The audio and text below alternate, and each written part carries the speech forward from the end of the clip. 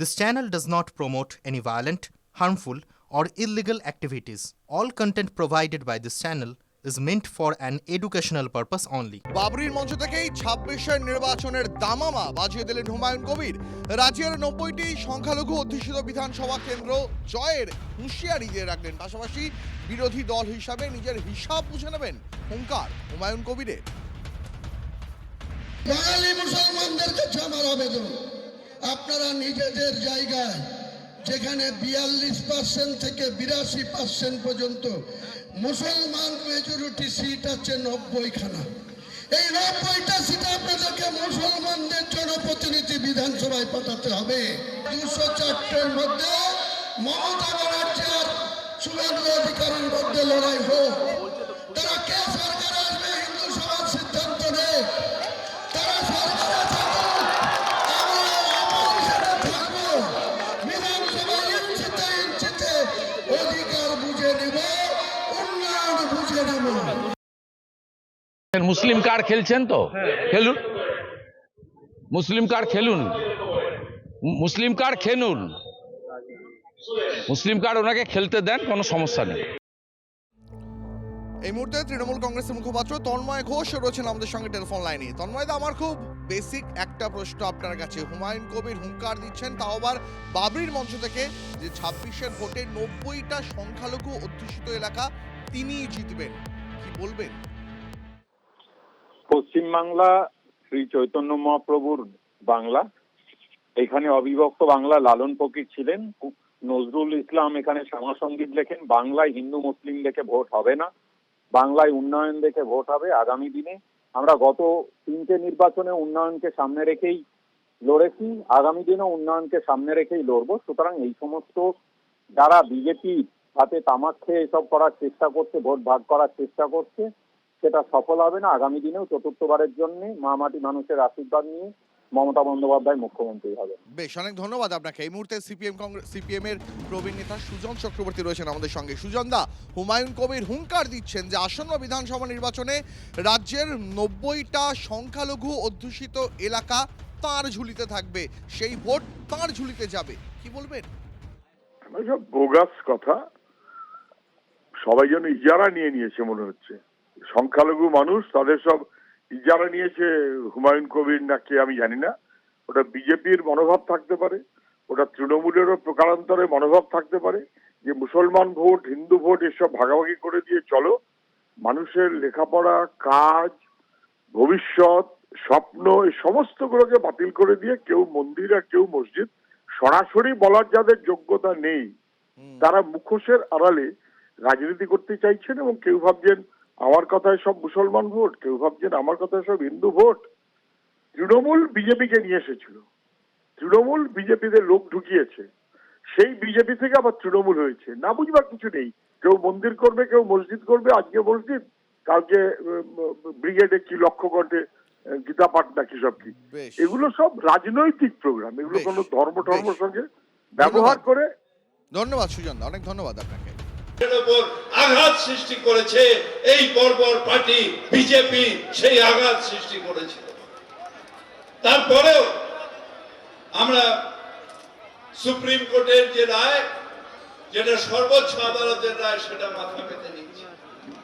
কিন্তু তারপরেও দেখা গেল যে ধর্ম নিরপেক্ষ মানুষের উপর বারবার করে আঘাত আসছে, বারবার করে ধর্ম নিরপেক্ষ মানুষ একটা না একটা বাহানা তুলে ধর্মীয় বিভাজনের চেষ্টা করছে বিজেপি, আর তাকে সহযোগিতা করছে আমাদের কিছু মানুষ যারা বিজেপি, এখন যাদের বলা হয় গাদ্দার, যাদের বলা হয় মির্জাফর, তারা তাদের সহায়তা করছে। সেই একই কারণে সমাজটাকে এক রাখতে হবে, ধর্ম নিরপেক্ষতা একসাথে বড় করে তুলতে হবে। একটা জিনিস মনে রাখতে হবে, একদিন আগে পাকিস্তান হয়েছিল ভারতবর্ষের থেকে, কিন্তু ধর্ম অন্ধতার কারণে আজকে পৃথিবীর সব থেকে 5টা দেশ যে পেছিয়ে আছে তার মধ্যে পাকিস্তান রয়েছে। আর ধর্ম নিরপেক্ষতার কারণে যে সব থেকে আগে যে 5টা দেশ যার নাম নেওয়া হয়, সেটার মধ্যে ভারতবর্ষ আছে। তার কারণ ভারতবর্ষের ঐক্যই ভারতবর্ষের শক্তি। সেই ঐক্য হিন্দু মুসলিম শিখ ইসাই আমরা সবাই ভাই ভাই একসাথে এগোতে চাই, ভারতবর্ষ এক থাকতে চাই, সেটাই ভারতবর্ষের শক্তি। এইটা মনে রাখতে হবে যে বিভাজন দিয়ে ভারতবর্ষ এক থাকে না। বিভাজন করে এক সময় এই আরএসএস আর মুসলিম লীগ ভারতবর্ষকে ভেঙেছিল। আজকে আবার সেই বিভাজন করে 5 বছর 10 বছর পাওয়ারে থাকার জন্য যে কাজটা মেরামতি করতে কয়েক বছর লেগেছিল, সেইটার ব্যাপারে আবার সেই বিভাজনের রাজনীতি। বিভাজন শেষ কথা বলবে না। ভারতবর্ষের সংবিধানে যে ঐক্যবদ্ধ সংবিধান ধর্মনিরপেক্ষতার কথা বলেছে, সংহতির কথা বলেছে, আমাদের সার্বভৌমত্বের কথা বলেছে, সেইটাই শেষ কথা বলবে। তার কারণ বাবা সাহেব আম্বেদকরের নেতৃত্বে যে ড্রাফটিং কমিটি হয়েছিল, তখনকার দিনে যারা বিশিষ্ট মানুষ তারা এত বোকা ছিলেন না যে সেই সংবিধানকে কোন একটা ধর্মের রাষ্ট্রে পরিণত করবে, সেইটা করেননি। তাই আজকে ভারতবর্ষ 5টা যে সব দিকে এগিয়ে যাওয়া মানুষ তার মধ্যে আছে। এবং সেই আদর্শ নিয়ে ভারতবর্ষে বিজেপিকে চোখে চোখ রেখে যদি লড়াই কেউ করে, সেটা আমাদের নেত্রী মমতা বন্দ্যোপাধ্যায়।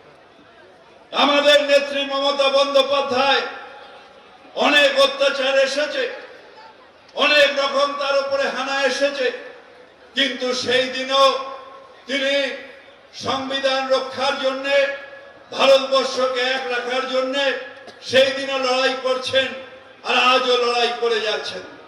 তাই আজ এই সংহতি দিবসে আমরা যারা তৃণমূল কংগ্রেসের সৈনিক তাদের বলতে চাই, মমতা বন্দ্যোপাধ্যায়ের রাস্তায় একমাত্র ভারতবর্ষের যে আমাদের ঐক্য, আমাদের স্বাধীনতা, আমাদের প্রগতি, সেই প্রগতি রক্ষা করতে চাই। এখন দেখা যাচ্ছে বাংলাতেও সুড়সুড়ি দেওয়া হচ্ছে। কেউ মসজিদের নামে, কেউ মন্দিরের নামে সুড়সুড়ি দিচ্ছে। ধর্ম অন্ধতায় বাংলার মানুষ বিশ্বাস করেন না। তার কারণ বাংলার মানুষ বিশ্বাস করেন নজরুলের সেই ভাষা, একই বৃন্তে দুটি কুসুম, হিন্দু মুসলমান। এই বাংলা সারা জীবনে সেইটার উপরে বিশ্বাস করে এগিয়ে এসেছে। এই বাংলায় রবীন্দ্রনাথ ঠাকুর শ্রী শ্রী রামকৃষ্ণ, বিবেকানন্দ থেকে আরম্ভ করে সবাই সংহতির কথা বলেছেন, ঐক্যের কথা বলেছেন। এই বাংলা ওই গুজরাট থেকে আসা মোটা ভাই কিংবা সেই দাড়িয়ালা তাদের ব্যাপারে নয়। আমাদের যারা মহাপুরুষ যে রাস্তা শিখিয়ে দিয়ে গেছেন, যেটা দিয়ে এগিয়ে নিয়ে গেছেন, সেইটা দিয়েই আমরা যাব। আমরা ঠাকুরের পথে যাব। যত মত তত পথ, যত মত তত পথ, সেটাই বাংলার একমাত্র রাস্তা। এবং আবার হয়তো এখন বুঝতে পারছেন না, কয়েকদিন বাদে আবার কেউ না কেউ বলবে, what Bengal things today, rest of India things tomorrow.